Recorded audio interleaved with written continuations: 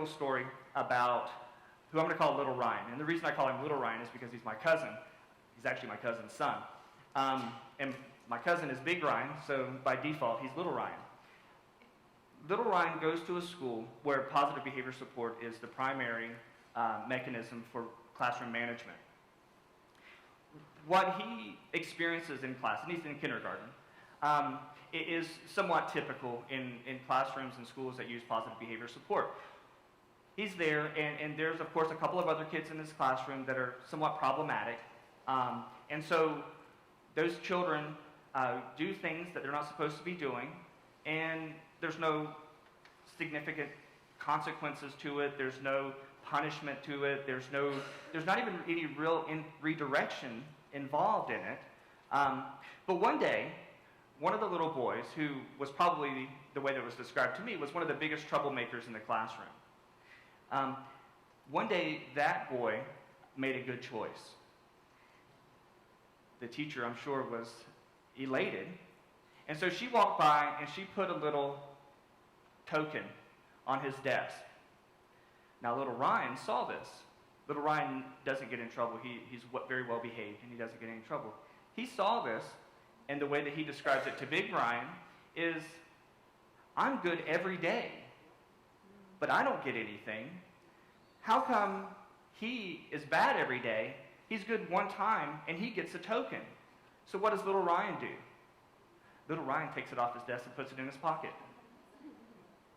Do you know that the school was very close? If his mother wasn't a teacher, the school was going to suspend him for taking that token off the other student's desk. When positive behavior support is used in these ways, it's not completely effective. I was at USF in graduate school as PBS was growing through the Florida Mental Health Institute and everything, and I was lucky enough to do some work with those guys. And its roots are in a very good place. But the way that PBS was developed, it was developed really for individuals. It wasn't developed for a system. Because a system doesn't really work in the same way that an individual works. So while we can work to use behaviorism in a more positive direction, there are still limitations to it because, again, we only have one tool.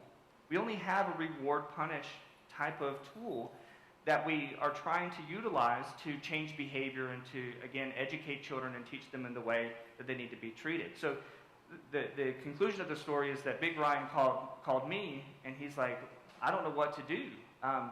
And of course, Big Ryan says, should I punish little Ryan? Should I get on to him for taking this?